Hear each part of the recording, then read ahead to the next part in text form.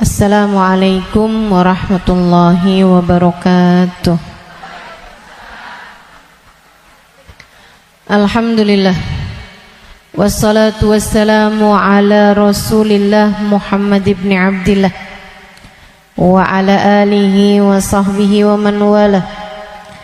Subhanaka la ilma lana illa ma 'allamtana innaka antal alimul hakim. Rabbi shrah li sadri wa yassir li amri wahlul 'uqdatan min lisani yafqahu qawli, amma ba'du.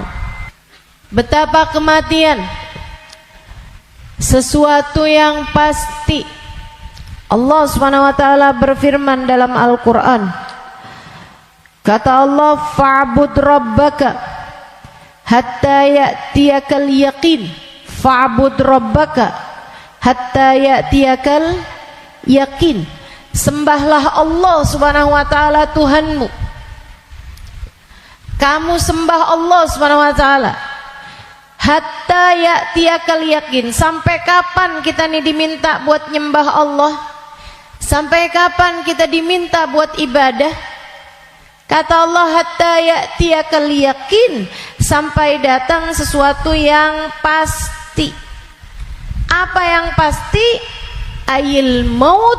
Yang dimaksudkan dengan suatu yang pasti itu adalah mati.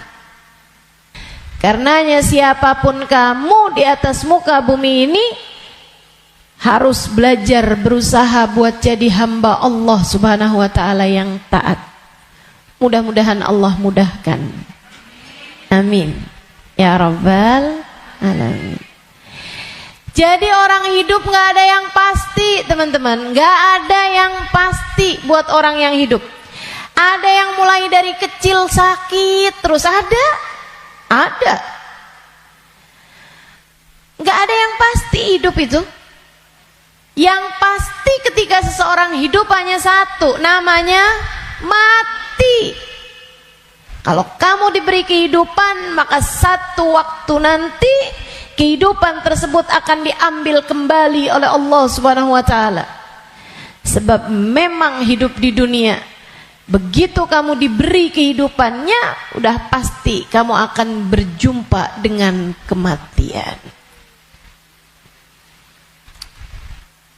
Enggak ada yang pasti dalam hidup selain mati. Nah, kalau emang yang pasti itu mati, ngapain sisa hidup enggak dipakai buat berbekal menuju sesuatu yang pasti?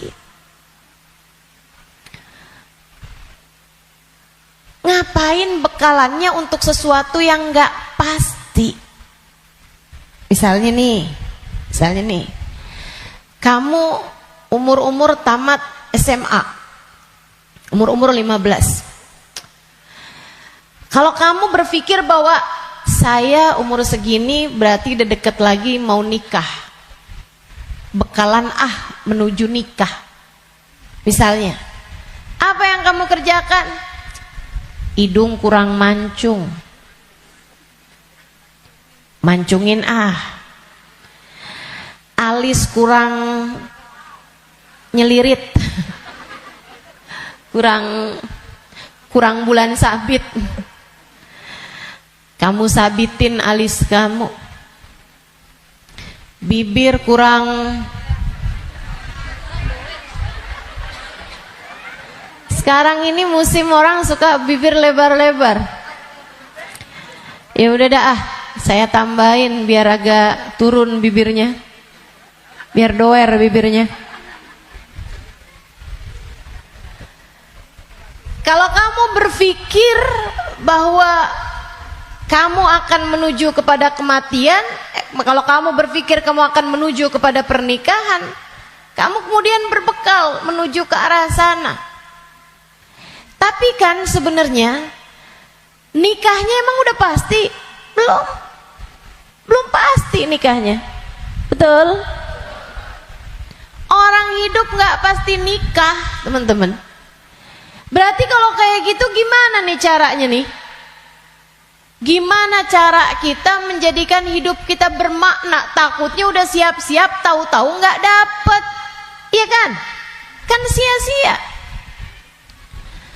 Kalau gitu yang pasti aja, kamu hidup biar bermakna, pastikan hidupmu adalah saatmu berbekal menuju kepada kematian. Saya tuh waktu SD kabarnya pinter.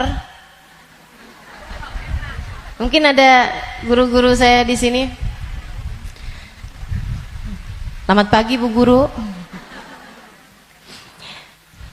Kabarnya dulu pinter waktu saya sekolah. Saudaraku sekalian saya muliakan, tapi saya dulu selalu punya pikiran bahwa bisa jadi umur saya nggak panjang. Walaupun ternyata itu tidak terbukti ya. Sampai dengan sekarang saya masih ada di atas muka bumi ini, udah panjang hidup saya. Dulu itu saya selalu berpikir bahwa bisa saja umur saya nggak panjang. Saya SD, itu saya punya temen sekolah siang, sekolah madrasah, namanya Madrasah Al-Wasliyah. Saya punya temen meninggal dunia. Masih seumuran saya gitu kurang lebih. Sejak saat itu saya kayak selalu berpikir bahwa bisa jadi umur saya nggak panjang. Bisa saja saya juga meninggal dunia gitu. Akhirnya saya suka berpikir bahwa apa yang harus saya lakukan untuk menjadikan yang saya kerja akan bermanfaat kalau umur saya pendek. Akhirnya saya jadi mikir, kalau saya jadi dokter, umurnya harus panjang loh dokter itu. Karena sekolahnya lama. SMP, SMA, kan saya ceritanya SD. SMP, SMA, kuliah. Kuliahnya S1. Habis itu S2. Habis itu ST katanya. Buat jadi dokter spesialis itu kan mesti banyak sekolahnya. Apalagi kalau mau spesialis yang spesialis lagi gitu. Buat jadi dokter yang bagus. Artinya sekolahnya tuh panjang. Baru bisa jadi dokter yang hebat, dokter yang mumpuni di atas usia 30-an tahun, bahkan mungkin 40-an tahun. Habisnya itu dia praktek mengamalkan ilmunya. Berapa lama?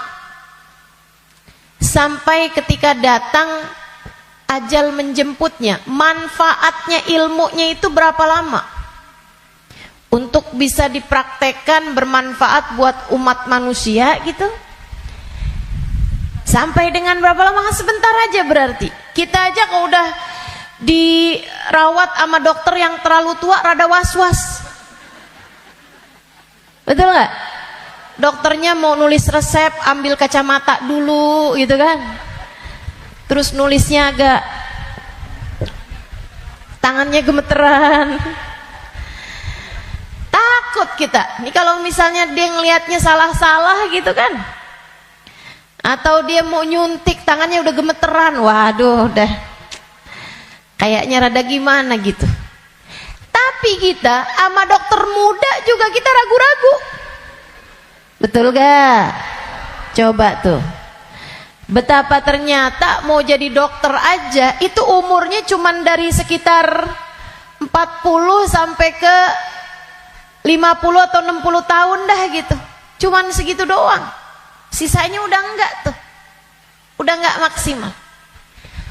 Saudaraku sekalian saya muliakan, saya jadi mikir gitu. Wah, kalau gitu enggak usah jadi dokter deh, takutnya umur-umur 30-an tahun saya meninggal, saya enggak bekalan apa-apa nih.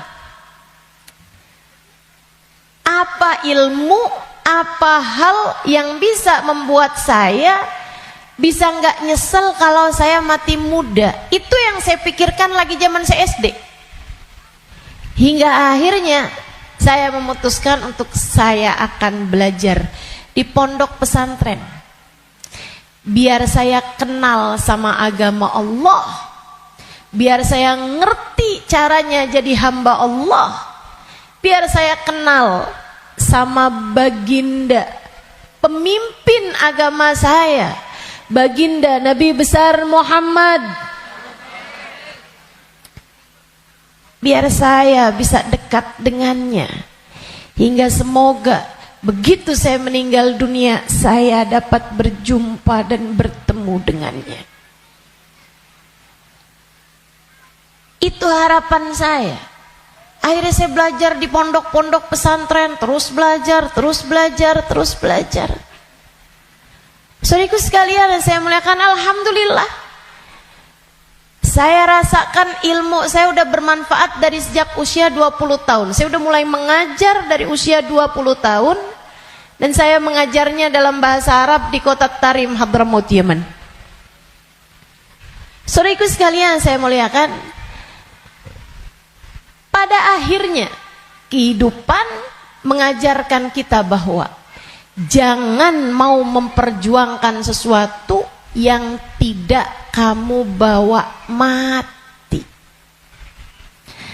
Begitu saya belajar lama, saya jadi ngerti bahwa ternyata bahkan bekalan menuju kematian itu bukan ilmu yang banyak, bukan. Akan tetapi hati yang tersambung dengan Allah penciptanya. Ruh. Sebab hulikatir ruhu lil abad. Ruh itu ketika diciptakan, ia diciptakan untuk selamanya. Ruh kamu ini, teman-teman sekalian, ini yang akan kamu bawa mati. Hati kamu itu adalah ruh kamu, rasa kamu. Ini yang akan kamu bawa mati. Kalau badan ini nggak akan kamu bawa mati. Begitu kamu mati, udah tuh nggak ada lagi urusan sama badan. Badan kamu bisa dimakan merayap-rayap tanah dan habis. Bibir kamu yang selalu kamu lipstikin, wajah kamu yang selalu kamu bedakin, mata kamu yang selalu kamu celain, pakaiin celak, kuku-kuku kamu yang selalu kamu potong setiap kali ia memanjang, badan kamu yang selalu kamu rawat, kamu kasih makan, kamu bersihkan. Ini hanya akan menjadi makanan santapan rayap-rayap tanah. Ulat-ulat tanah nanti akan masuk ke lubang-lubang hidungmu. Ia akan masuk dalam seluruh anggota tubuhmu dan kamu habis. Makanya katanya Sayyidina Ali bin Abi Thalib, siapa yang kerjanya buat badannya, siapa yang hidupnya hanya mementingkan urusan tubuhnya, silakan cari pahalanya kepada rayap-rayap tanah. Silakan minta balasannya kepada rayap-rayap tanah. Ulat-ulat tanah, mereka yang senang banget, wih, mulus. Ih, badannya bagus. Enak banget nih kita makannya, katanya gitu. Saudariku sekalian yang saya muliakan, bukan untuk itu kamu diciptakan, bukan untuk itu kamu diciptakan.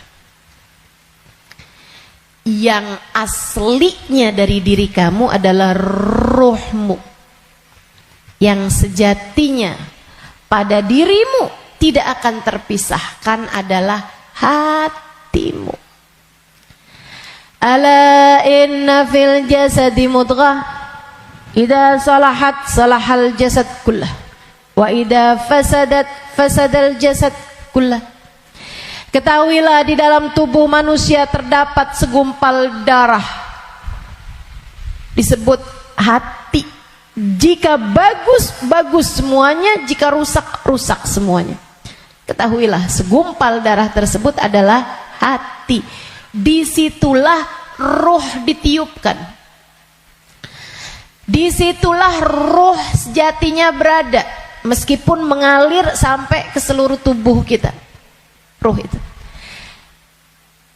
dihembuskan saat janin badanmu itu berusia 4 bulan dalam rahim ibu kamu, ditiupkan lewat ubun-ubun.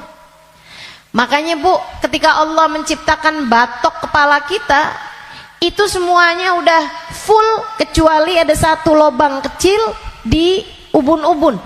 Makanya kalau anak bayi ubun-ubunnya masih lembut, tulangnya belum keras, karena asalnya memang bolong. Kenapa Allah bolongin? Buat niupnya ruh, ditiupkannya ruh saat usia 4 bulan tuh dari situ. Ruhnya dimasukin, ditiupkan oleh malaikatnya Allah Subhanahu wa taala.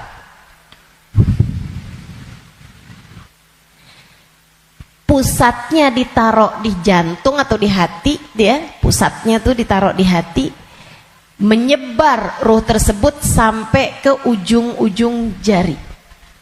Itu ruh. Kalau datang kematian, dicabut lagi dari ubun-ubun.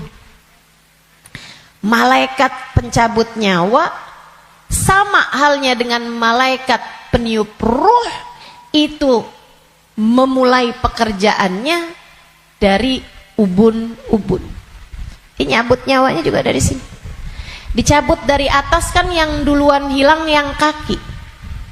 Makanya orang kalau mati tuh kakinya duluan yang dingin.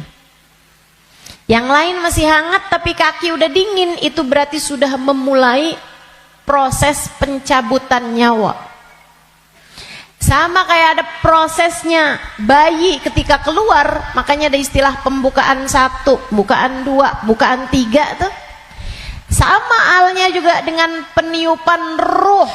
Ruh juga begitu. Ketika ditiupkan dan ketika dicabut itu juga seperti itu. Ada masa-masa berhentinya, namanya sakarat. Namanya sekarat. Ala inna lil mauti sakarat, kata Nabi Muhammad sallallahu alaihi wasallam. Ketahuilah, kematian ada sekaratnya. Kematian ada hentakan-hentakannya, enggak sekaligus. Kematian ada tahapan-tahapannya. Ditarik jeret sampai ke lutut.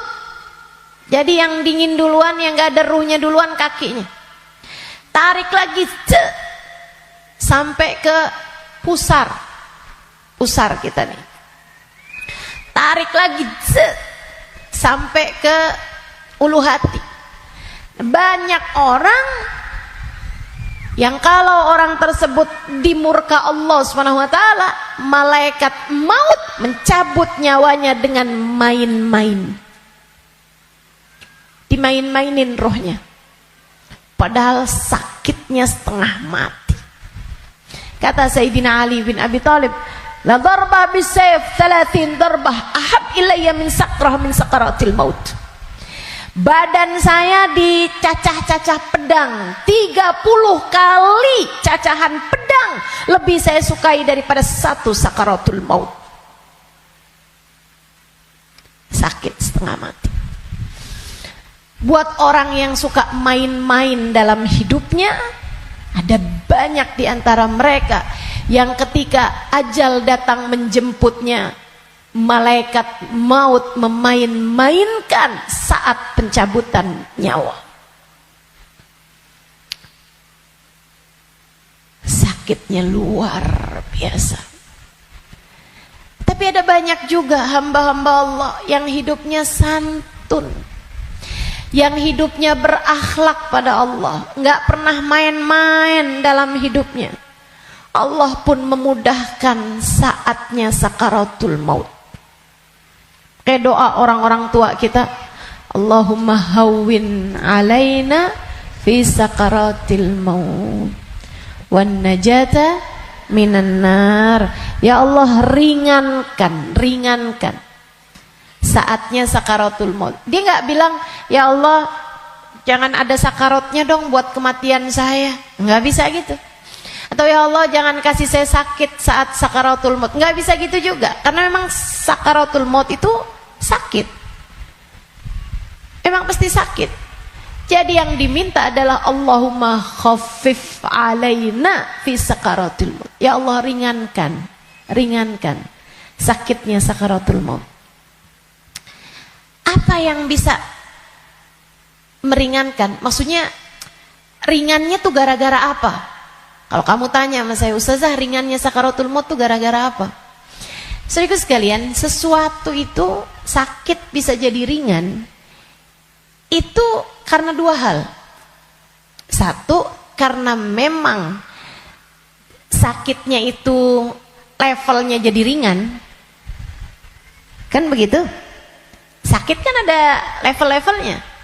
Memang Allah jadikan sakitnya itu ringan, jadi berkurang sakitnya. Itu banyak yang seperti itu, sehingga sakaratul mautnya kayak nggak sakarat gitu, karena sama sekali nggak kesakitan. Ada yang begitu, memang diringankan sama Allah Subhanahu Wa Taala. Level sakitnya memang diturunkan oleh Allah Subhanahu Wa Taala, semacam itu. Atau yang kedua, Allah alihkan fokusnya sehingga dia jadi kayak nggak berasa sakaratul maut, karena Allah memalingkan fokusnya bukan kepada sakitnya, tapi kepada sesuatu yang lain. Apa? Allah palingkannya dengan apa? Yang paling indahnya, yang paling enaknya adalah dengan dihadirkannya baginda Nabi besar Muhammad sallallahu alaihi wasallam di saat sakaratul maut tersebut. Sakit, tapi enggak jadi terasa sakitnya sebab ia bisa lihat Nabi Muhammad. Sebab dihadirkan Nabi Muhammad untuknya. Sakit, tapi ya enggak terasa. Gimana coba? Gimana sakitnya mau terasa kalau kamu bisa ketemu Nabi Muhammad? Nabi Muhammad misalnya berkata kepadamu, selamat datang wahai umatku. Ya udah nggak ada lagi rasa sakitnya, teman-teman.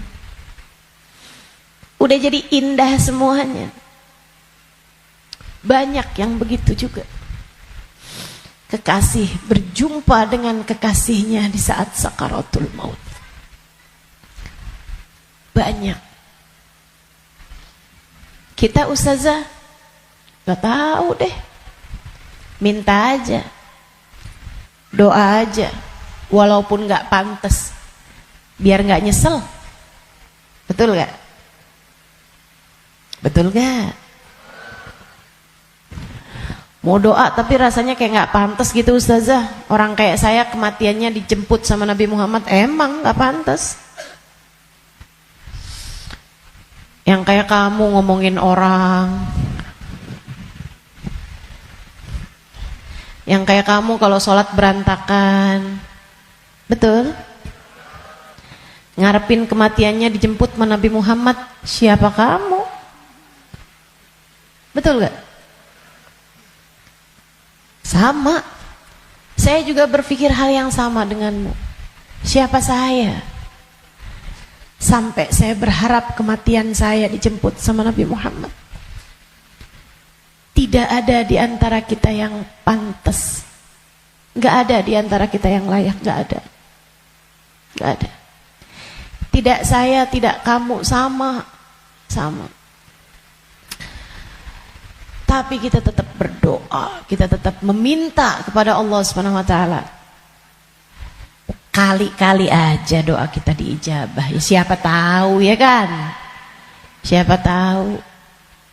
Soalnya takut kalau nggak minta nyesel. Sebab Nabi Muhammad itu dermawan. Sebab Nabi Muhammad itu dermawan.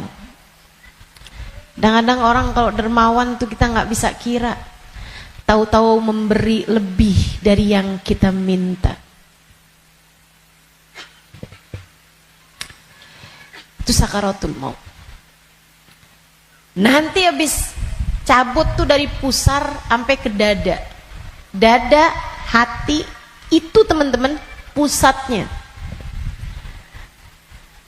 Allati tattali'u alal afidah. Sampai ketika roh tersebut nyampe di afidah, nyampe di dada, tempatnya hati kita itu, pusatnya. Makanya orang kalau ngerasa sakit hati pasti pegang dadanya gitu. Nggak ada yang pegang kepalanya, sakit hati saya, nggak ada. Apalagi pegang kaki, sakit hati saya, nggak ada. Pasti bilang sakit hati saya gitu, yang dipegang dada. Karena memang tempatnya ruh, pusatnya itu adanya di situ, hati kita. Itu sakaratul maut paling sakitnya tuh di situ, karena sumbernya tuh di situ.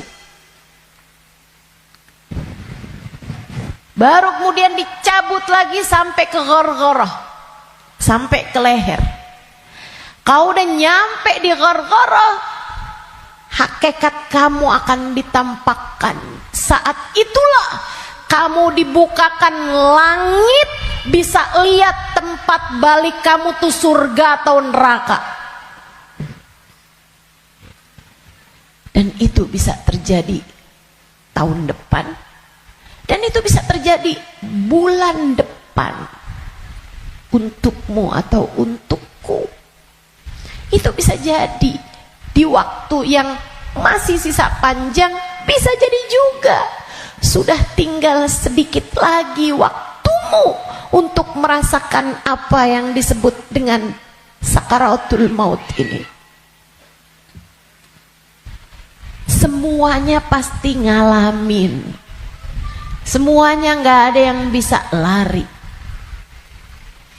Saat ghargharah, saat nyawa udah sampai di tenggorokan, dibukakan pintu demi pintu, kata Nabi Muhammad. Ketika Nabi bercerita kepada Sayyidah Aisyah, ya Aisyah, man ahabba liqa Allah, ahabballahu liqa'ah, wa man kariha liqa Allah, karihallahu liqa'ah. Wahai Aisyah, siapa yang senang saat perjumpaannya dengan Allah, Allah pun senang berjumpa dengan dia. Siapa yang benci berjumpa dengan Allah, Allah pun benci berjumpa dengan dia. Ya Rasulullah, walakinnana nakrahul maut. Bukannya semuanya takut memati, Rasul? Takut kan gak senang? Bukankah kita semuanya takut mati, Rasul? Kalau takut mati kan artinya kita gak senang. Kalau kita gak senang, Allah gak senang juga dong ketemu kita. Gak gitu Aisyah. Tapi nanti saat ghargharah, saat nyawa sudah di tenggorokan, Allah akan bukakan langit-langit, dan Allah akan perlihatkan tempat kembali bagi roh seseorang. Rohnya itu baliknya kemana? Siapa yang ketika dibukakan langit-langit tahu tempat kembalinya adalah neraka, dia pun takut ketemu sama Allah, dia benci berjumpa dengan Allah, Allah pun benci berjumpa dengannya, walaupun dia bunuh diri sekalipun. Dia bunuh diri nih, pengen mati kan orang bunuh diri. Tapi begitu ruhnya sampai di tenggorokan, begitu dia lihat tempat kembalinya adalah neraka, dia pun takut, kepengen gak jadi bunuh diri. Dia pun pengen balik hidup lagi, karena dia lihat ternyata tempat kembalinya adalah neraka yang sangat menakutkan. Dia benci berjumpa dengan Allah, Allah pun benci berjumpa dengannya. Sebaliknya, orang mukmin, orang yang tawadhu, orang yang hidupnya buat nyari Allah, walaupun sebenarnya takut, walaupun sebenarnya ngeri, tapi saat langit dibuka, dia diperlihatkan bahwa tempat kembalinya adalah surga. Dia pun rindu, dia pun ingin, dia pun cinta untuk berjumpa dengan Allah. Dia pun bahagia, dia sukacita berjumpa dengan Allah. Allah pun sukacita berjumpa dengannya. Allah pun suka untuk berjumpa dengannya.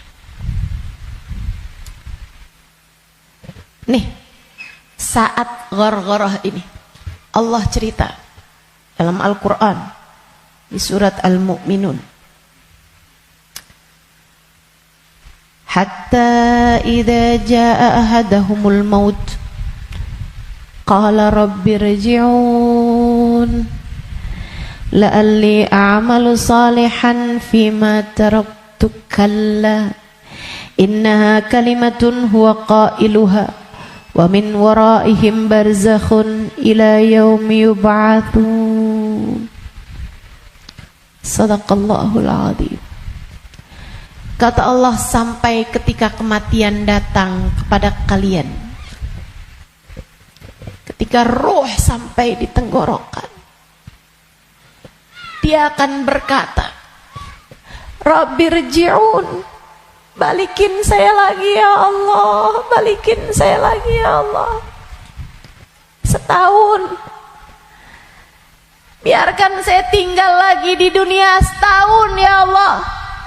Nggak boleh sebulan ya Allah, nggak boleh seminggu ya Allah. Minggu depan deh ya Allah, matinya minggu depan aja. Gak boleh minggu depan, sehari ya Allah. Besok mati gak apa-apa, jangan sekarang.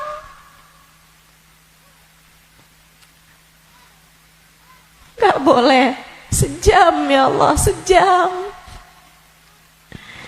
Sejam lagi matinya ya Allah, balikin lagi ya Allah. Rabbirji'un la'alli a'malu salihan fima taraktu. Saya akan segera bagi-bagi harta saya buat sedekah. Saya akan segera sholawatan kepada Nabi Muhammad. Saya bakal segera baca Al-Quran. Saya bakal segera sholat. Saya mau minta maaf sama orang-orang.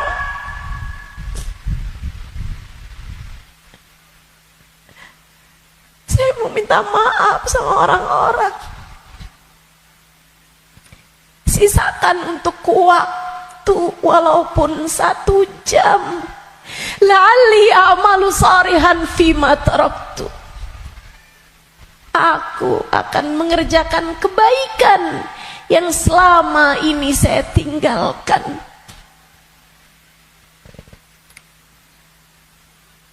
Apa jawab Allah?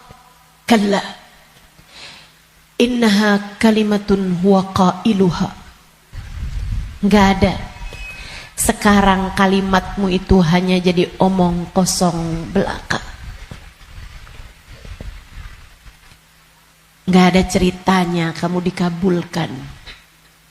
Waktunya sudah habis. Game over. End. Udah habis. Kamu gak punya nyawa cadangan. Kamu gak punya hidup simpanan.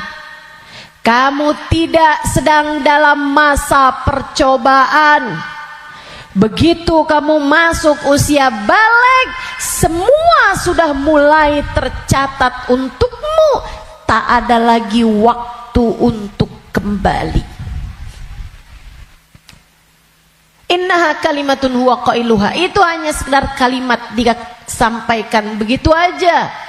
Kamu minta balik, enggak ada ceritanya. Wa min waraihim barzakhun ila yaumi yub'atsun. Sekarang waktunya kamu hidup di alam barzakh sampai hari kiamat datang.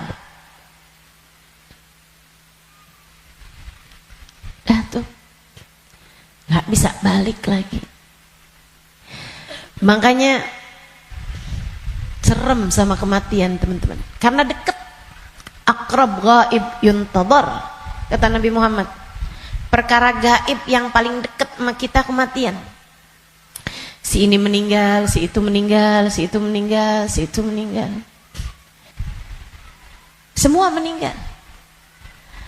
Maka sebagaimana kamu melihat satu hari ada jenazah diangkut, satu waktu jenazah kamu yang diangkut.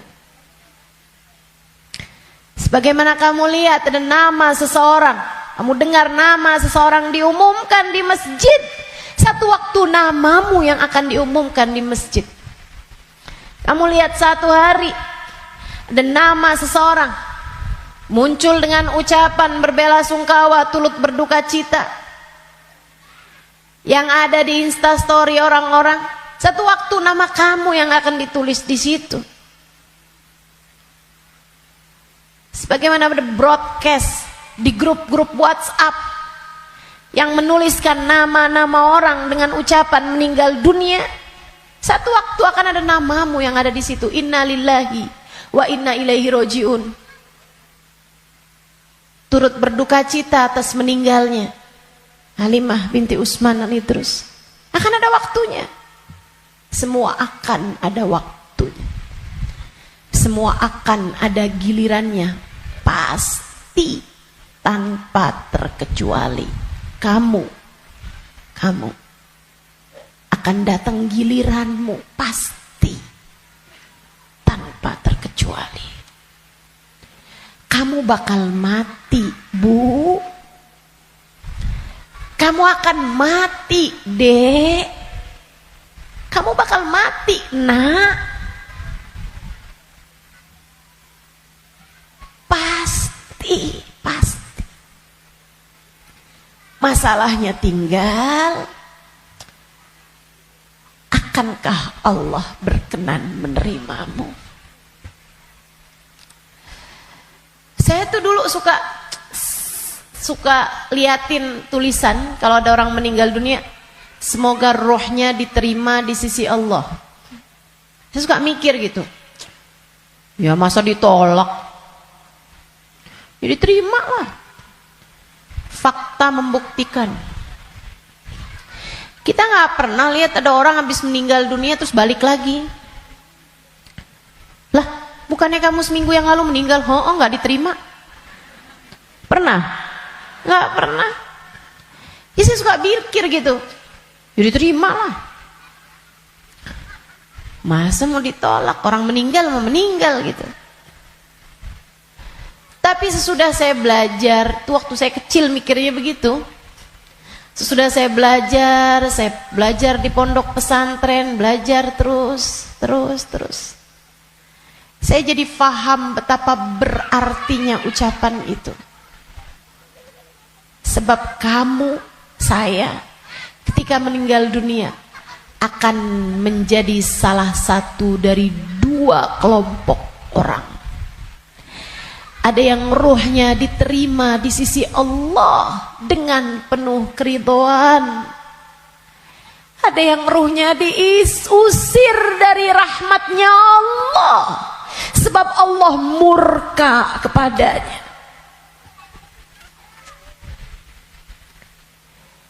Kalau waktu hidup kayak gini nih, kamu lagi punya perlu, kamu datang ke rumah saudaramu, ditolak dari yang satu, bisa kamu datang ke tempat saudaramu yang lain. Anak kamu harus masuk rumah sakit, harus segera dioperasi, misalnya gitu.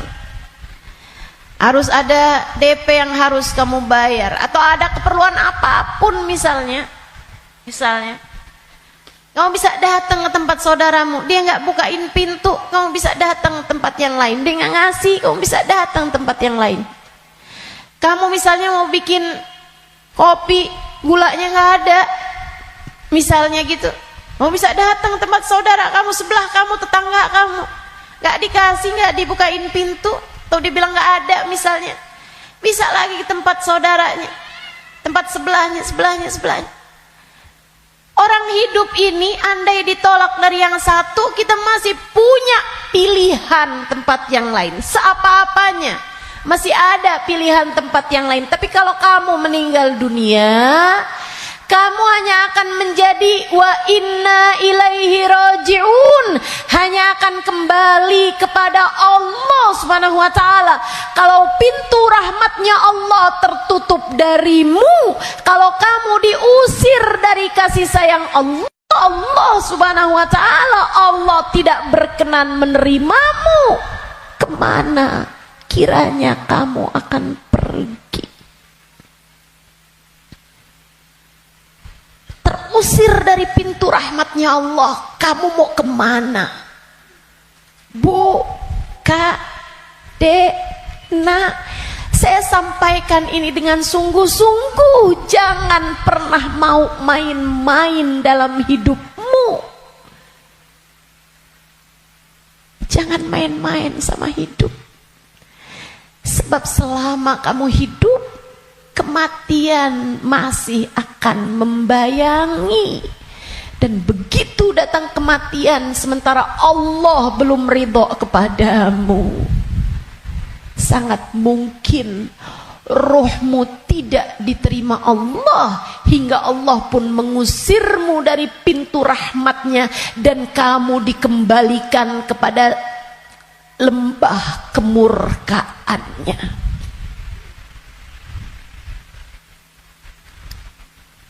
Dimurka Allah Subhanahu wa taala. Dimurka Allah Subhanahu wa taala. Enggak enak. Kita tuh dibenci sama suami kita aja rasanya enggak enak. Kita dibenci sama saudara kita aja setengah mati, enggak enak rasanya. Bukan begitu? Bayangkan kalau kamu datang ke rumah Allah, kamu datang kepada Allah, sementara Allah mengusirmu dan tidak ridho kepadamu serta benci kepadamu, dan kamu gak bisa balik lagi ke atas muka bumi ini, kayak apa rasanya? Dalam keabadian kamu dimurka, dalam keabadian kamu dibenci, dalam keabadian kamu tersiksa.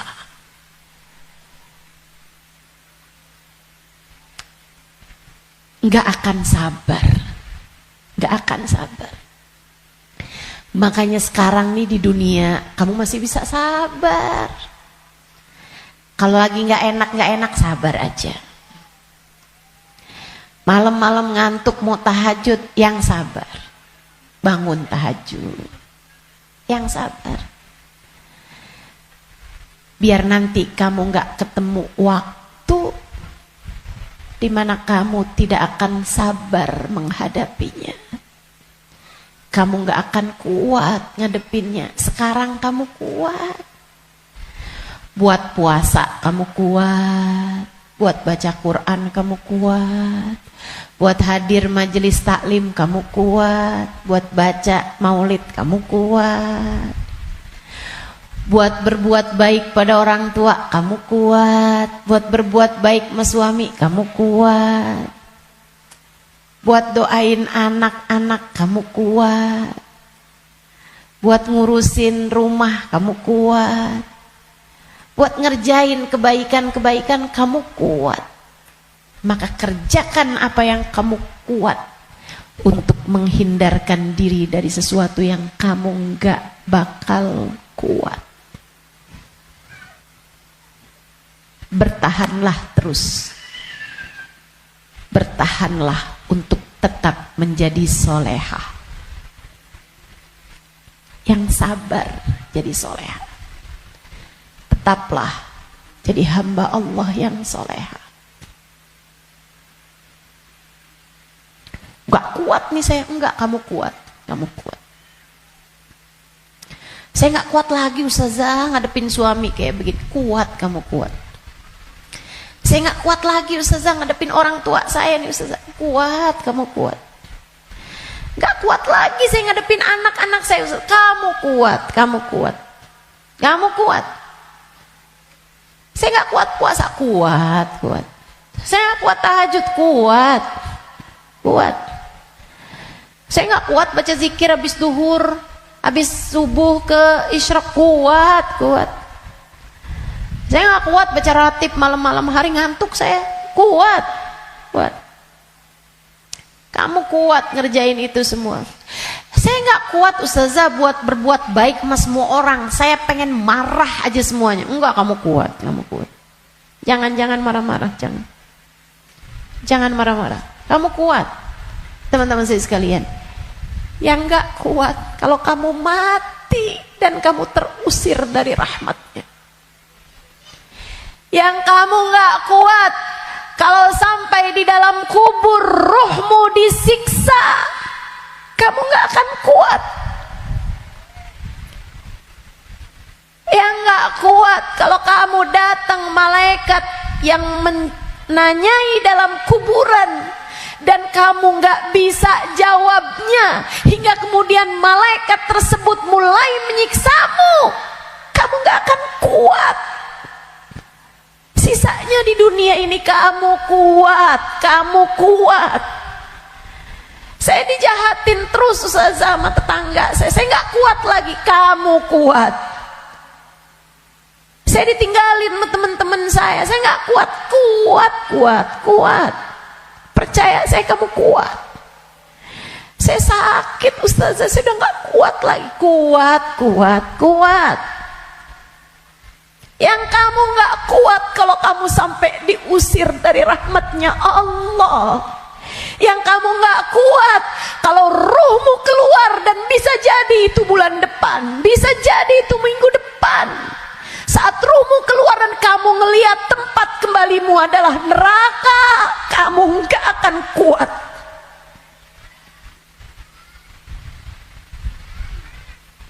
Gak akan kuat. Saat kamu berkata, Rabbirji'un la'alli a'malu salihan fima taraktu. Ya Allah, balikin saya ke dunia ya Allah. Balikin saya, kasih saya hidup lagi ya Allah. Itu yang kamu gak akan kuat. Sekarang di dunia semuanya kamu kuat jalaninnya. Kuat. Kamu mampu. Kamu bisa bertahan untuk tetap menjadi solehah. Percaya saya. Saya sangat miskin ustazah, saya udah gak kuat lagi hidup di dunia ini. Kamu kuat. Saya ambil utang aja ustazah, dipinjol, saya udah gak kuat lagi. Kamu kuat, jangan utang. Jangan ambil utangan. Apalagi pakai riba. Lebih kamu nanti tambah rusak jalannya, tambah salah hidup kamu. Kamu kuat menjalani kehidupan di atas muka bumi ini teman-teman. Yang kamu gak kuat kalau sampai mati Allah murka padamu, kamu gak akan kuat. Maka yuk berbekal. Dengan apa berbekalnya? Satu, hidup yang benar. Tetaplah istiqomah. Sholat jangan ditinggal, ibadah jangan ditinggal. Apa yang kamu bisa kerjain. Sedekah biar kata sedikit jangan ditinggal. Saya orang miskin ustazah, saya nggak bisa sedekah banyak-banyak. Tapi kamu masak, banyakin kuahnya kata Nabi. Bagiin tetangga, kasihin tetangga kamu pas kamu lagi masak. Saya nggak bisa sedekah ustazah. Tapi kamu masak nasi, pakai sambal, iya. Apa? Tempe goreng, banyakin, sisain dikit buat tetangga kamu, kasih buat orang yang susah juga yang ada di sekitarmu.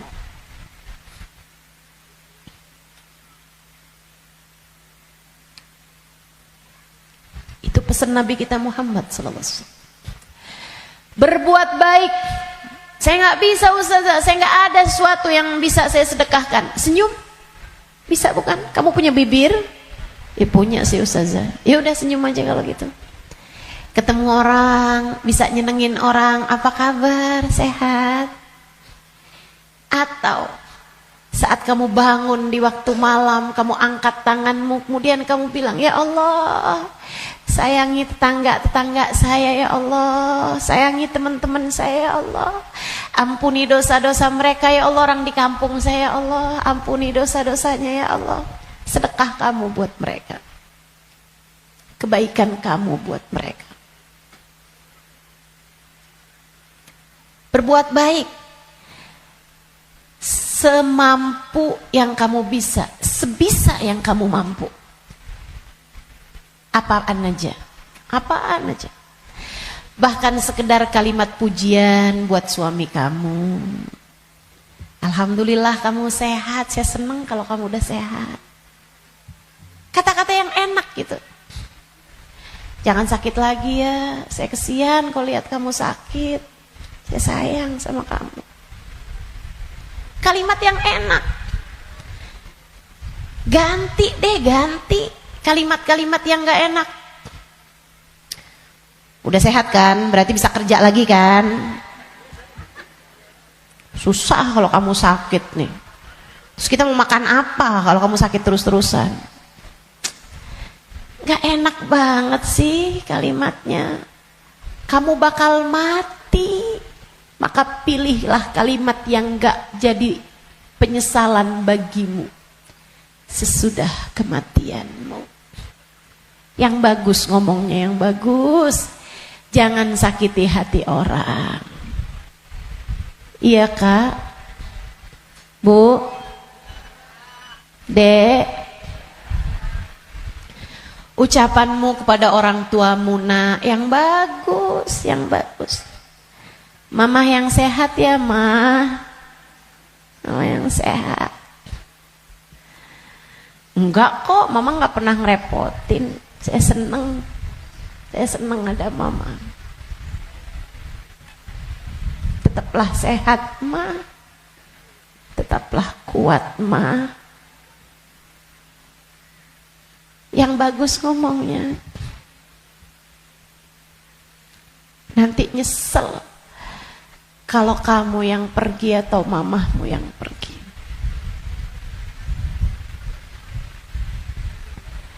Kepada abahmu, ayahmu, gitu juga. Ngomong yang bagus-bagus aja. Biar gak tambah banyak penyesalanmu ketika datang ajal menjemputmu. Apapun dari kebaikan yang bisa kamu lakukan, lakukanlah. Udah gak usah kayak mikir-mikir, saya mau pakai kerudungan kapan ya? Gak usah. Sekarang orang senegeri udah pakai kerudungan semua kok. Selagi kamu perempuan ya pakai penutup aurat. Saya nggak tahan Ustazah, saya nggak kuat pakai jilbab. Kuat kok.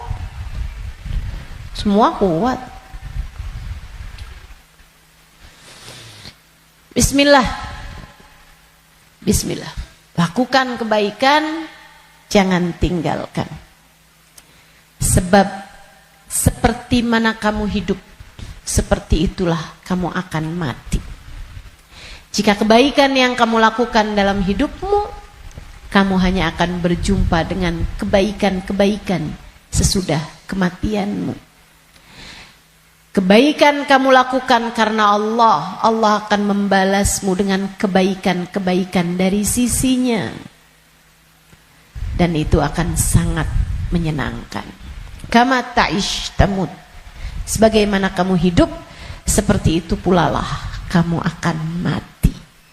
Maka tetaplah istiqomah di jalan Allah. Itu bekal utama. Bekal keduanya, selalulah berdoa, selalulah meminta kepada Allah agar dikaruniai husnul khatimah. Sering-sering minta, ya muqallibal qulub, tsabbit qalbi ala dinik. Wahai zat yang membolak-balikan hati, tetapkanlah hati kami berada dalam keimanan kepadamu. Selalulah berdoa, Rabbana la tuzigh qulubana ba'da idh hadaitana wa hab lana min ladunka rahmatan innaka antal wahhab. Ya Allah, jangan pernah kau cabut hidayah iman yang telah kau anugerahkan kepadaku. Anugerahkanlah pula untuk kami rahmatmu.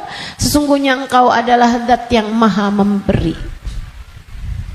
Selalulah berdoa, Ya Allah biha, Ya Allah biha, Ya Allah bihusnil khatimah, Ya Allah biha, Ya Allah biha, Ya Allah bihusnil khatimah.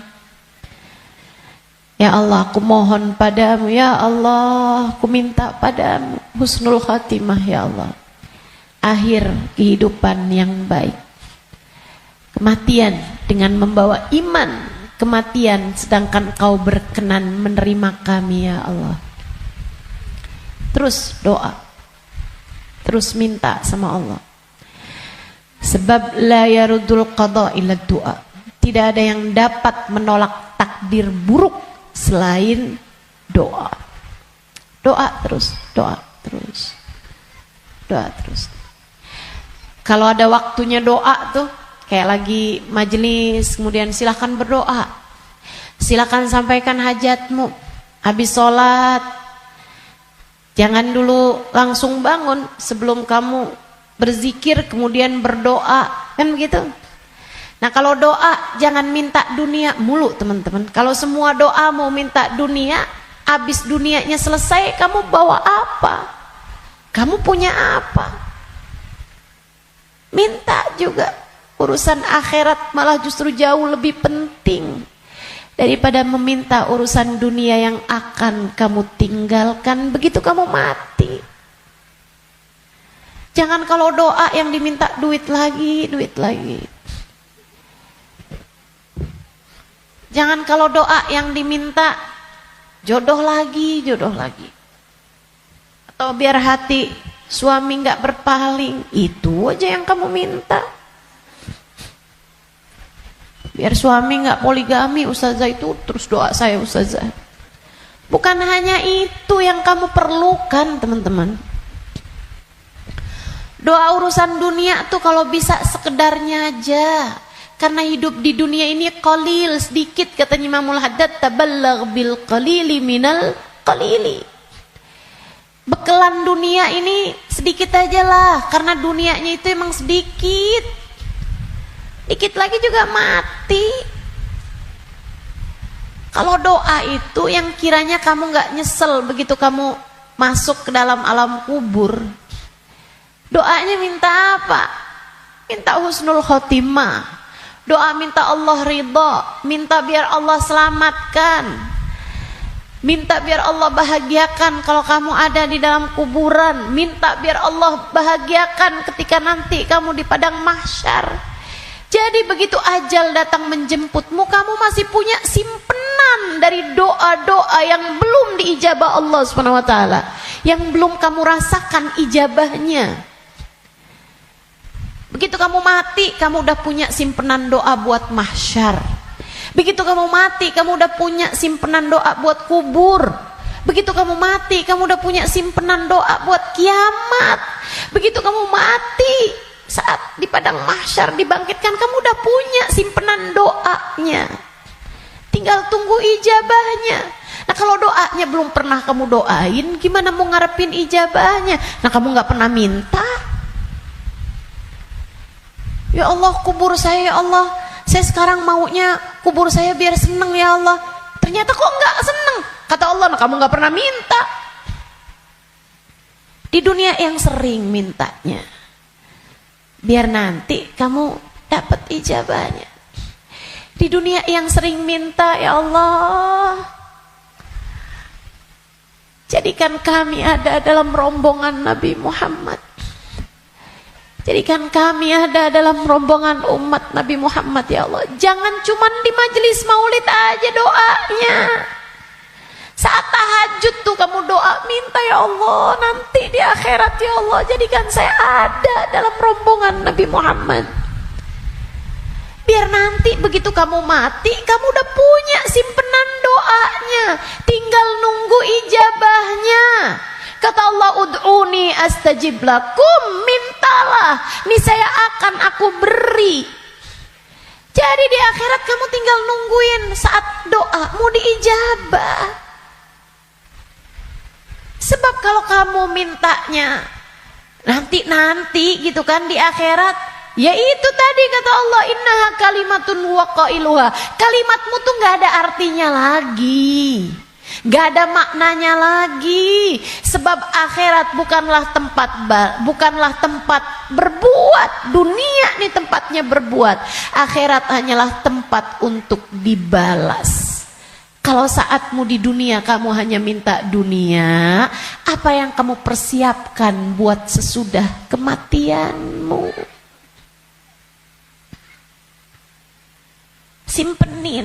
Simpenin doa-doa yang banyak buat akhirat, karena akhirat itu jauh lebih panjang, jauh lebih penting, jauh lebih berarti, jauh lebih bermakna. Dunia ini hanya sebentar, teman-teman. Jangan sampai nyesel. Jangan sampai nyesel. Doa. Doa tidak pernah hanya sekedar. Itu adalah semua yang kamu perlukan. Kita semua perlu doa. Semua perlu doa. Makanya banyak-banyak doa. Minta sama Allah agar kehidupan kamu sesudah kematian menjadi kehidupan yang menyenangkan. Amin ya Rabbal. Satu tadi istiqomah taat, bekal menuju kematian ya. Yang kedua tadi apa? Doa. Yang ketiga, teman-teman saudariku sekalian, bekal menuju kematian itu ampunan dari Allah Subhanahu wa taala. Itu bisa kamu dapat dengan memohon ampunan, beristighfar dan bertaubat, meninggalkan dosa-dosa. Kamu mau berbekal menuju kematianmu, tinggalin dosa. Tinggalin dosa. Tinggalin dosa. Udah deh, ucapkan selamat tinggal buat dosa-dosa.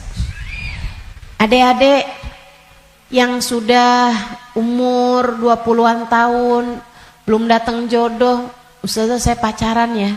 Jangan. Kenapa Ustazah? Dosa. Tinggalin dosa. Kamu belum tentu punya waktunya buat taubat. Kamu belum tentu sisa waktumu itu mencukupi untuk kamu bertaubat. Nggak usah deket-deket sama dosa. Ya Ustazah, kalau nggak pacaran kita nggak nikah Ustazah. Siapa bilang? Banyak kok orang-orang nikah nggak pakai pacaran. Dan banyak juga orang pacarannya sama siapa, nikahnya sama siapa. Betul? Betul? Ngapain kamu menghabiskan energi, menghabiskan rasa hanya untuk menjaga jodoh orang? Ngapain? Udah jauh lebih aman kamu gak usah jagain jodoh orang, kamu jagain hidup kamu sendiri. Sebab yang akan mendapatkan balasannya adalah dirimu sendiri. Dek, Nabi Muhammad tuh seneng sama pemuda-pemuda yang taat, lebih daripada senengnya Nabi Muhammad sama orang-orang tua yang taat. Jadi kamu gak usah nunggu tua buat taat. Kamu gak usah nunggu tua buat deket sama Nabi Muhammad. Justru di saat kamu masih muda, andai pun kamu nanti sampai tua, justru di saat muda nih kesempatan kamu buat deket sama Nabi Muhammad. Sebab Nabi senang sama pemuda-pemudi yang hidup dalam menjalani taat kepada Allah Subhanahu wa taala. Dijanjiin barengan sama Nabi Muhammad. dijanjiin ada dalam naungan di bawah arasnya Allah di saat tidak ada naungan kecuali naungan Allah. Syab nasya fi taatillah, pemuda, pemudi, laki-laki, perempuan, muda yang hidup dalam taat pada Allah Subhanahu wa taala. Kamu umur masih 17 tahun tapi sudah istiqomah tahajud, Nabi cinta padamu. Kamu umur masih 17-18 tahun, akan tetapi kamu istiqomah baca Al-Quran, Nabi cinta padamu. Umur masih belasan tahun, tapi kamu udah punya zikiran yang kamu istiqomahkan baca. Kamu udah punya solawatan yang kamu istiqomahkan baca. Kamu bahkan nyaris hafal kitab-kitab maulid yang berisi sejarah hidupnya Nabi Muhammad. Fix, kamu pantas dicinta sama Nabi Muhammad.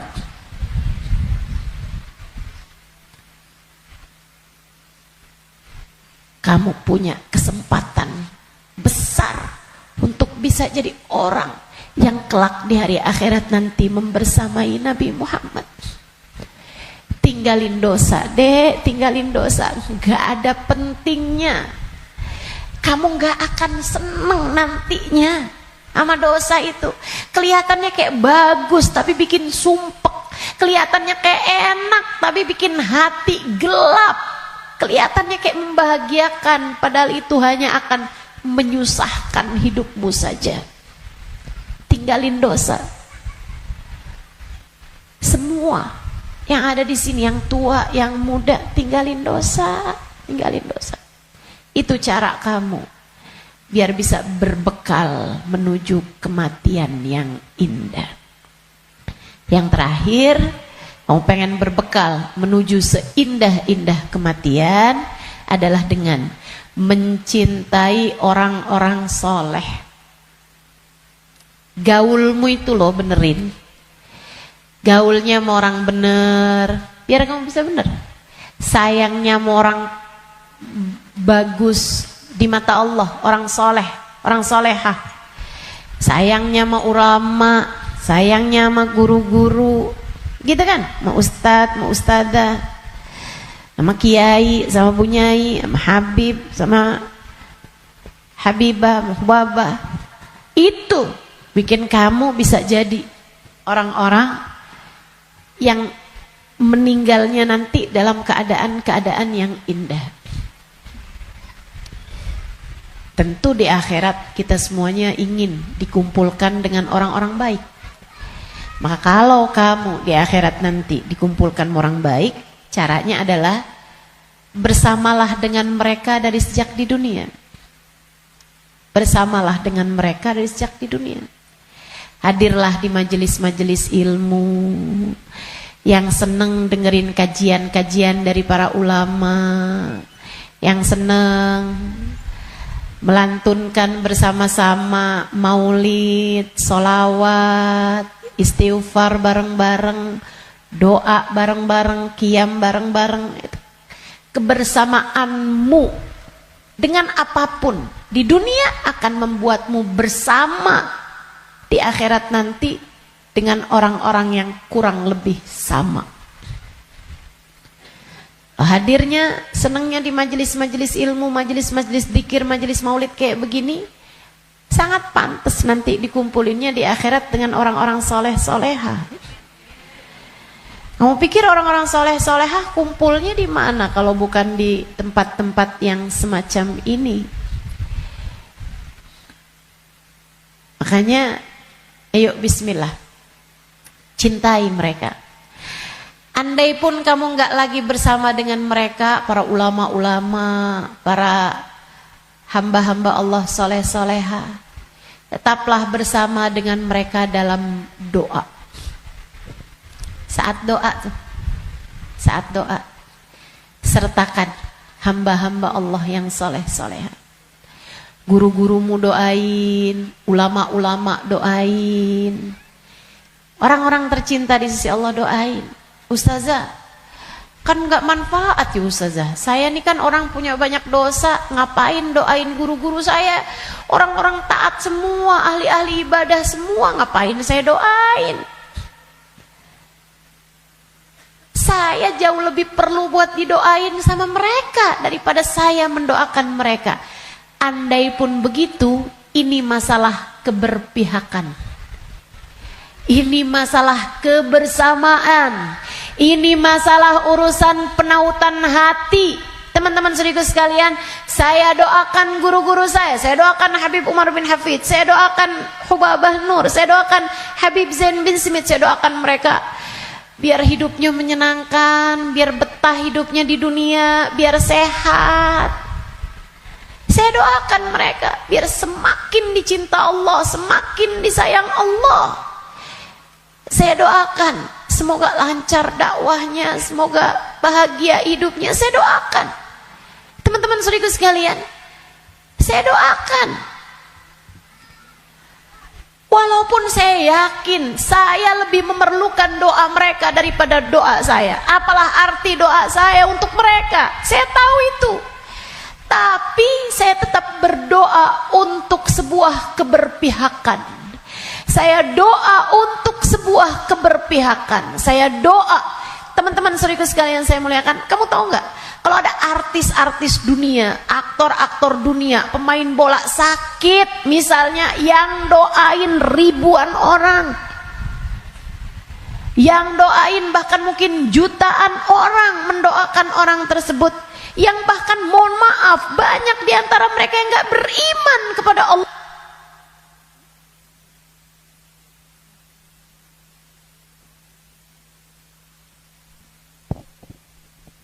Yang bahkan banyak di antara mereka yang tidak beriman kepada Allah Subhanahu wa taala.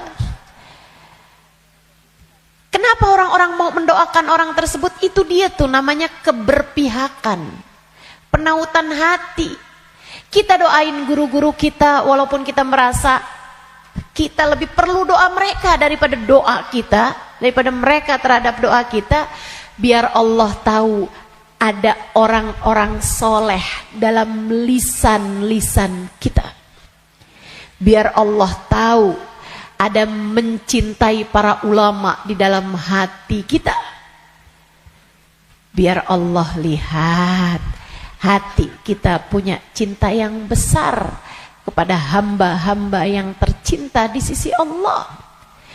Pada akhirnya biar Allah tahu kita ada di jalan mereka. Kita ada di jalan mereka. Biar semoga di akhirat nanti Allah membersamakan kita bersama dengan mereka. Penting mencintai orang-orang soleh. Sebab almar'u ma'aman ahab, seseorang di akhirat nanti hanya akan dikumpulkan dengan orang yang dia cintai. Dan yang paling penting buat kita cintai, nomor satu, yang ada di puncaknya adalah baginda kita Nabi besar Muhammad. Maka bekal terbesar untukmu datang di negeri akhirat adalah dengan kamu mencintai dan banyak menyebut nama Nabi Muhammad dalam solawat-solawatmu kepadanya. Kata beliau, siapa yang suka memuliakan akhir-akhir segala sesuatu, Allah akan memuliakan akhir kehidupannya dengan husnul khotimah.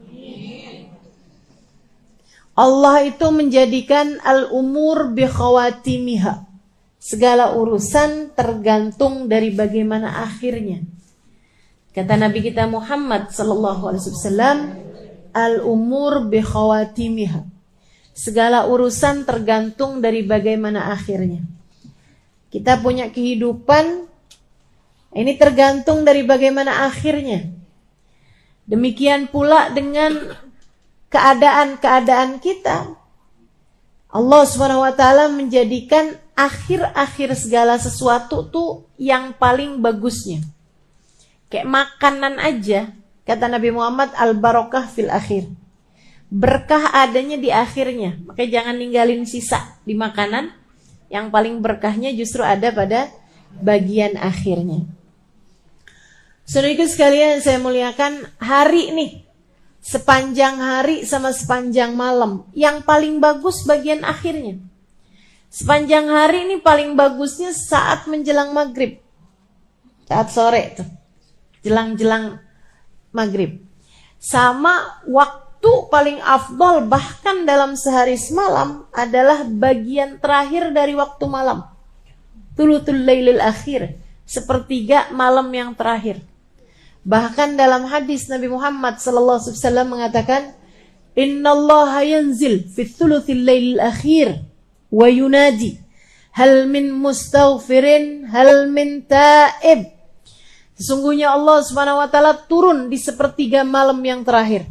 Kemudian manggil-manggil, mana nih di antara hambaku yang mau bertaubat, yang mau kembali, aku akan terima.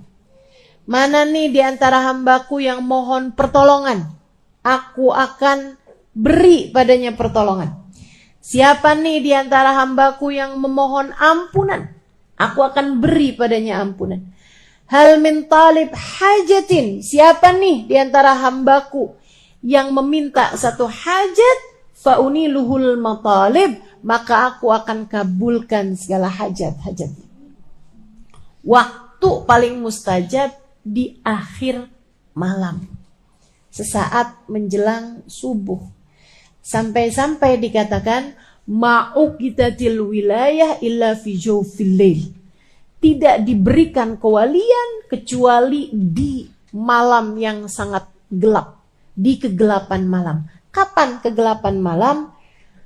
Malam semakin gelap, pertanda fajar sebentar lagi terbit. Artinya bahwa waktu paling gelapnya malam adalah di bagian terakhirnya malam. Nah, itu para wali-wali jadi wali karena mereka ada di waktu tersebut sedang munajat, sedang berdoa, sedang meminta, sedang ibadah pada Allah Subhanahu wa taala. Jadi kalau lagi mikir gitu, jangan-jangan saya wali. Coba diingat-ingat. Tahajudmu gimana? Ibadahmu di waktu malam gimana? Yang masih banyak tidurnya kayak kita ini udah deh. Yang penting selamat. Gak usah ngarep jadi wali.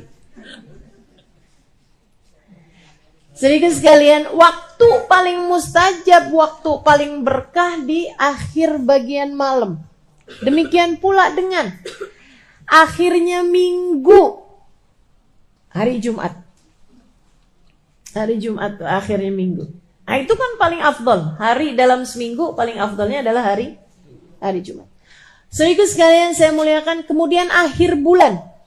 Itu namanya ayyamus sud, hari-hari gelap. Sunnahkan untuk berpuasa.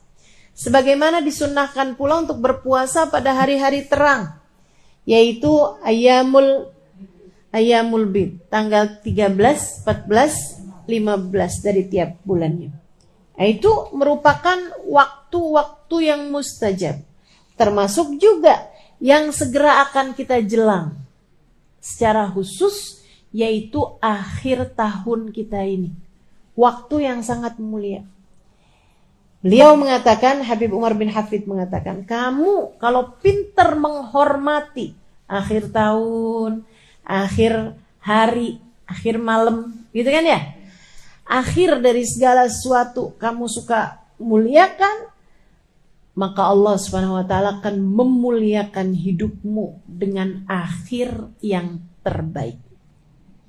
Kita nih hidup nih, mau kayak gimana kita jalaninnya, tetap nilainya tuh di bagian final. Sama tuh kayak orang lomba mau maraton kah, lomba mau cepet-cepetan setir mobil misalnya, lomba mau cepet-cepetan apapun aja, itu urusannya sama akhir, teman-teman. Gak ada orang ceritanya lomba maraton siapa yang paling cepet jalan di awal, gak ada. Pasti apakah dia nyampe garis finish apa enggak, apakah dia nyampe bagian akhirnya apa enggak. Yang awalnya santai-santai bahkan paling belakang, kalau akhirnya dia sampai di garis finish dalam keadaan paling awal, dia terhitungnya adalah juaranya, pemenangnya. Demikian pula dengan hidup kita. Andai ada orang sepanjang hidup berbuat dosa, kata Nabi kita Muhammad sallallahu alaihi wasallam, "Lau anna imra'an", andai ada seseorang dia ngerjain perbuatan dosa sepanjang hidupnya, kemudian di akhir hidupnya dia bertaubat, di akhir hidupnya dia kembali, kemudian dia diakhiri hidupnya dalam keadaan baik, maka dia akan masuk ke dalam surga Allah Subhanahu wa taala. Orang nih kafir sepanjang hidup, begitu akhir kehidupannya masuk Islam. Biar kata baru semenit masuk Islamnya, surga akhirnya. Semua tergantung dari gimana akhirnya. Saudara sekalian saya muliakan, namun sebaliknya juga, dan ini yang kita ngeri. Andai ada orang ngerjain taat seumur hidup, tapi akhir kehidupannya dia mengerjakan dosa yang membuat Allah Subhanahu wa taala murka hingga mencabut iman dari dalam hatinya, dia mati su'ul khatimah, maka tak ada jatah darinya dari kesenangan akhiratnya Allah Subhanahu wa taala. Dia hanya akan menjadi salah satu dari calon-calon penghuni api neraka. Semua tergantung dari bagaimana akhirnya. Nah, kita mau menuju akhir kehidupan kita nih. Gak ada loh orang yang jalannya mundur menuju kematian, gak ada. Gak ada orang yang tambah lama, tambah muda tuh gak ada. Emang tambah lama ya tambah tua, teman-teman. Tambah lama, tambah deket mau waktunya mati. Itu udah pasti. Karenanya kalau kepengen akhir kehidupannya dalam keadaan baik, yuk belajar buat memuliakan akhir-akhir segala sesuatu. Salah satunya adalah dengan kita memuliakan akhir tahun kita ini. Sehingga semoga nantinya saat akhir kehidupan kita, Allah memuliakan kita dalam husnul kematian yang indah, kematian yang bagus, kematian yang bagus. Nah, apa nih yang mesti kita lakukan nih di akhir-akhir tahun semacam ini, teman-teman saudara sekalian? Yang paling penting mesti banyak-banyak minta ampunan dari Allah Subhanahu wa taala. Istighfarnya mesti kita perbanyak. Emang dosanya banyak, minta ampunnya kan mesti banyak juga. Katanya ulama, kalau kamu ngerasa nggak bisa nyamain ahli ibadah dalam ibadah mereka, sekurangnya samain ahli taubat dalam permohonan ampun mereka. Kita mau nyusulin para wali nih dengan ibadahnya. Ya, saya udah tahu lah siapa diri saya. Dan saya rasa teman-teman juga ya 11-12 lah sama saya. Kan begitu? Ibadah kita serba terbatas, teman-teman sekalian.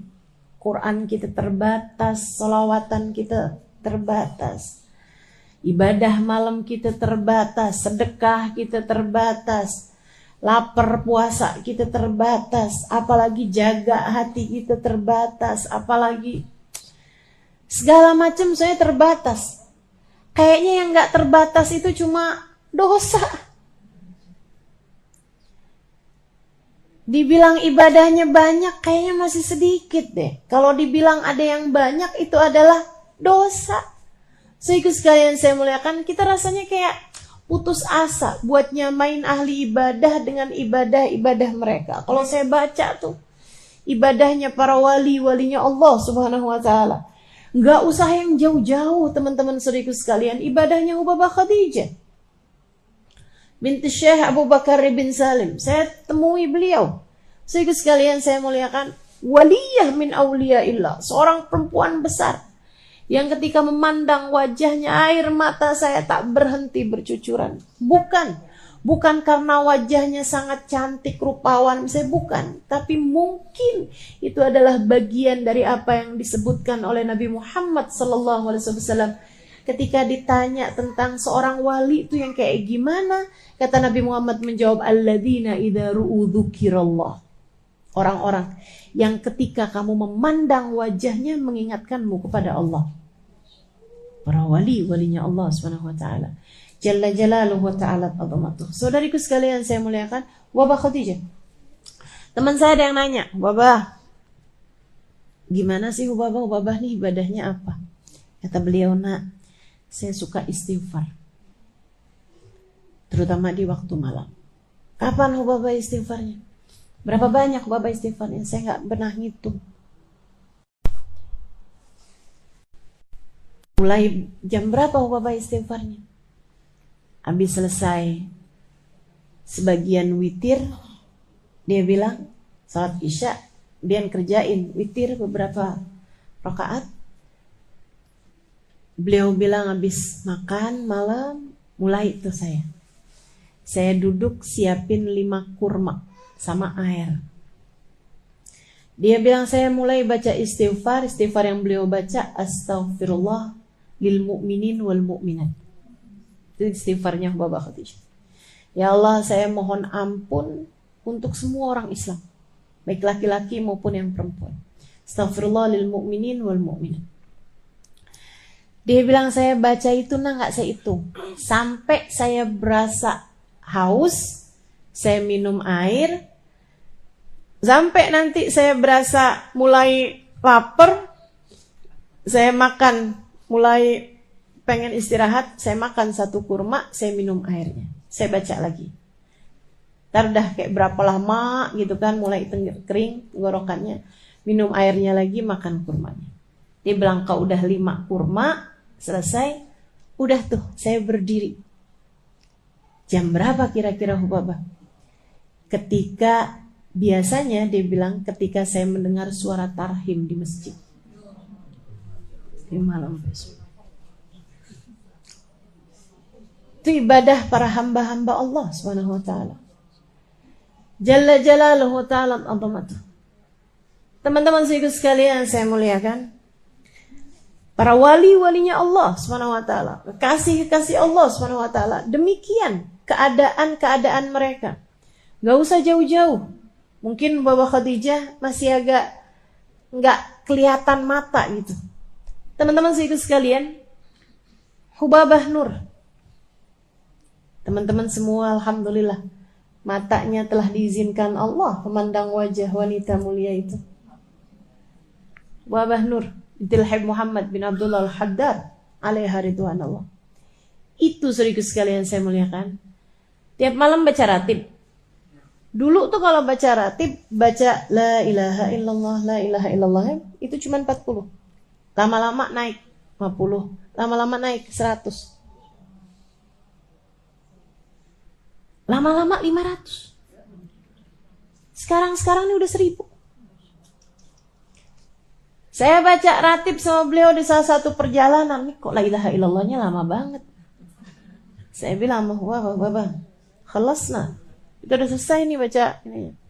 Dia bilang alaf Halimah. Ya Allah Tuhan, alaf banyak. Masya Allah. Beliau, saudaraku sekalian saya muliakan, ada tuh teman-teman saya ajakin waktu itu bulan Ramadan. Habis selesai buka puasa, diundang sama beliau sholat berjamaah, lagi kurang sehat. Maghrib, habis selesai sholat maghrib, beliau yuk awabin masing-masing nggak jamaah. Habis selesai awabin, beliau bilang, Halimah, saya kalau bulan Ramadan gini saya qadha sholat biar kita dapat nih pahalanya kan lipat-lipat nih kalau bulan Ramadan. Barangkali ada sholat kita dulu yang kurang sempurna. Beliau kemudian qadha sholat maghrib, qadha sholat maghrib, isya, qadha sholat isya gitu ya. Sholat maghrib berjamaah. Udah. Habis selesai beliau bilang, kita mau sholat tasbih. Tahu kan sholat tasbih? Isya, habis isya, ba'diyah isya sama awabin 6 rakaat. Habis itu sholat qadha 3 rakaat maghrib. Habis itu sholat tasbih 4 rakaat dengan baca tasbihnya kan 300 kali itu kan. Masya Allah, Masya Allah. Sampai teman-teman saya pada bolak-balik nanya, Ustazah sholat apa lagi nih? Ini sholat apa lagi? Kita belum selesai apa sholatnya. Masya Allah. Ubah Nur. Segitunya beliau bilang, saya ini lagi kurang sehat, Halimah doain. Saya bilang nih kita nih dapetin kurang sehatnya Hubabah. Sehatnya kita aja kayak gak nyampe gitu. Gimana kalau beliau pas lagi sehatnya? Subhanallah, subhanallah. Ibadah, teman-teman sekalian. Ibadah. Kita gak bisa nih nyamain ibadahnya ahli ibadah. Ya sekurangnya lah kita nyamain istighfarnya, permohonan ampunnya ahli taubat. Biar jangan sampai ibadah banyak kagak, dosa banyak iya tapi gak dapetin ampunan banyak. Biar sekurangnya ibadahnya kurang, dosanya banyak, istighfarnya, permohonan ampunnya juga biar banyak. Insya Allah. Jadi di akhir tahun semacam ini teman-teman sekalian, yuk kita banyak-banyakin istighfar. Banyak-banyakin mohon ampun. Banyak-banyakin minta pada Allah SWT, ya Allah ampuni, ya Allah ampuni. Ya Allah ampuni. Istighfarnya kita perbanyak. Bangun tidur kita minta ampun. Habis selesai sholat kita minta ampun. Ini kan? Jalan-jalan banyakin istighfar. Sambilan ngapain kita istighfar. Istighfar terus minta maaf. Minta ampun sama Allah SWT. Allahumma anta rabbi wa ana abduk. La ilaha illa anta khalaqtani. Ya Allah, Engkau adalah Tuhanku, aku adalah hambamu. Ya Allah, Engkau telah menciptakan aku. Khalaqtani fa ana abduka wa ana ala ahdika wa wa'dika mastata'tu. Kau telah menciptakan aku, maka semestinya aku menepati janji dan melaksanakan perintah-perintahmu. Tapi ya Allah, abu'u laka bi ni'matika alayya wa abu'u bi dzambi. Kau datang padaku dengan berbagai macam kenikmatan, sementara aku datang padamu dengan bertubi-tubi dosa. Faghfirli fa innahu la yaghfiru dzunuba illa anta. Ampuni aku ya Allah, tak ada yang dapat melakukannya selain Engkau. Perlu banyak ampunan, teman-teman. Kita ini perlu banyak ampunan. Minta ampun, dilebihin dari biasanya di akhir-akhir hari ini. Di 10 hari terakhir dari tahun ini. Minta maaf sama orang-orang di sekeliling kita. Bukannya lebaran Ustazah kemarinan udah. Iya lagi. Terutama kadang nih kita minta maaf sama orang-orang yang jauh sama kita. Teman-teman SD segini tua ya. Teman-teman pas lagi reunian gitu kan. Kita minta maaf sama orang-orang luar-luar sana tuh.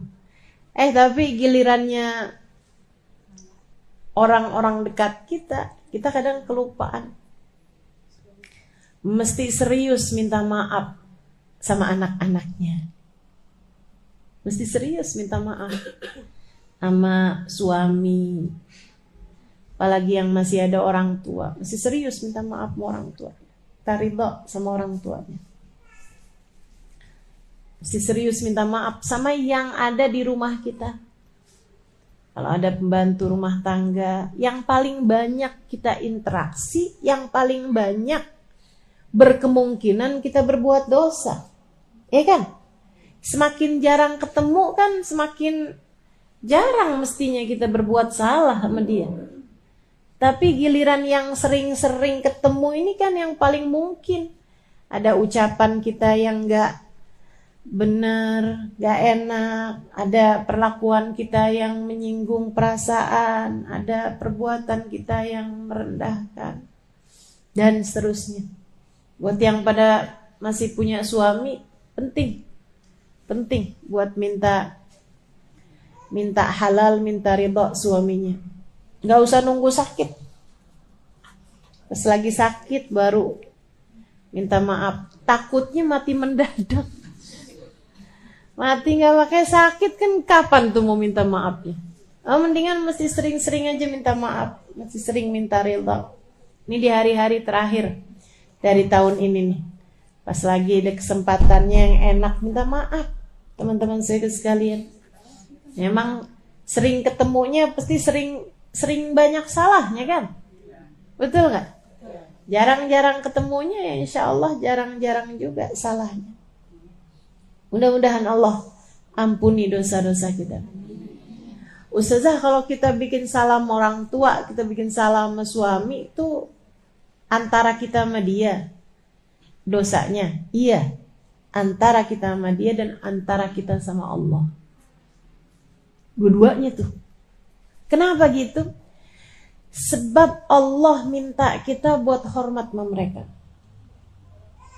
Sebab Allah minta kita buat hormat sama suami kita. Karenanya misalnya nih, kita bikin salah yang suami nggak tahu. Luaran kita ngomongin suami kita, misalnya suami kita nggak denger, nggak tahu. Dosa